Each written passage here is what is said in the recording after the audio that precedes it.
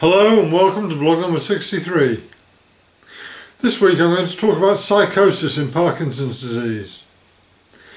People with Parkinson's can suffer with hallucinations and delusions, which together are often referred to as PD psychosis.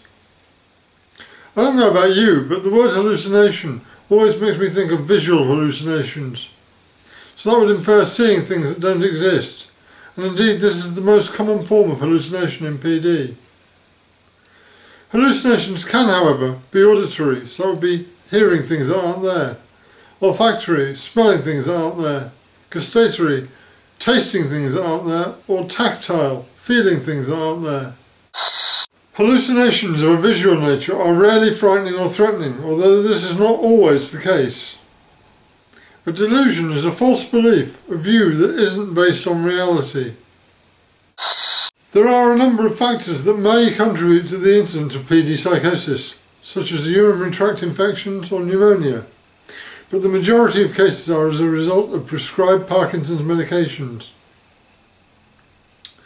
Psychosis is fairly common in people with Parkinson's, particularly those with advanced PD, and is estimated to affect up to between 40 and 50% of patients, depending upon which study you choose to believe. PD psychosis is believed to be caused by high levels of dopamine. Since Parkinson's is believed to be due to the death of dopamine-producing neurons in the brain, then it seems reasonable that psychosis is due to medication that boosts or mimics dopamine, or affects the dopaminergic receptors in the brain.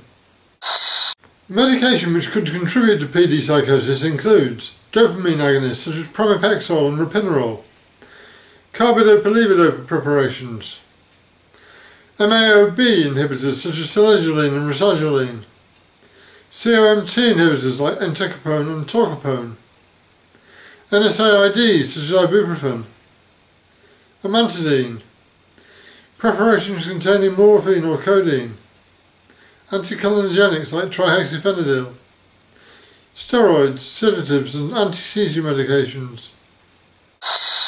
Dementia due to physical changes and changes to the chemistry of the brain can also be implicated in PD psychosis, which is often seen in cases of dementia with Lewy bodies. Lewy bodies are abnormal deposits of toxic alpha-synuclein protein which accumulate in key areas of the brain that are responsible for behaviour, movement and cognition. What about delusions? What are they? Well, a delusion is an irrational belief that has no basis in fact. Jealousy is a common delusion in PD psychosis, believing that your partner is being unfaithful, for example. Paranoia, believing that people are conspiring against you or are trying to harm you, is another example of delusional behaviour. When delusions are less serious, you may be aware of what's going on, but when you have serious delusions, you may not be able to distinguish between what is real and what isn't. Some people with Parkinson's experience both hallucinations and delusions, leading to feelings of confusion and anxiety and impacting on day-to-day life. I recall my mother telling me about things that she had seen, which had clearly been hallucinations. At first she didn't realise that that's what they were, but she did come to realise that they weren't real, and she was never frightened or anxious about them. Her doctor reviewed her medication and that seemed to lessen the incidence. My grandmother on my father's side also had Parkinson's. I know that at one stage she thought the staff of a nursing home were trying to poison her. She was very distressed and anxious and begged my aunt not to leave her alone there. Again, changes to medication alleviated her delusion.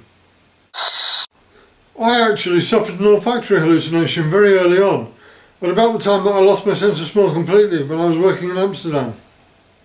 I smelled a strong chemical smell in the offices where I was working, and none of my colleagues could smell it. Definitely not linked to any medications because I wasn't taking any medications at all. I assume this was an early symptom of PD, but I really don't know.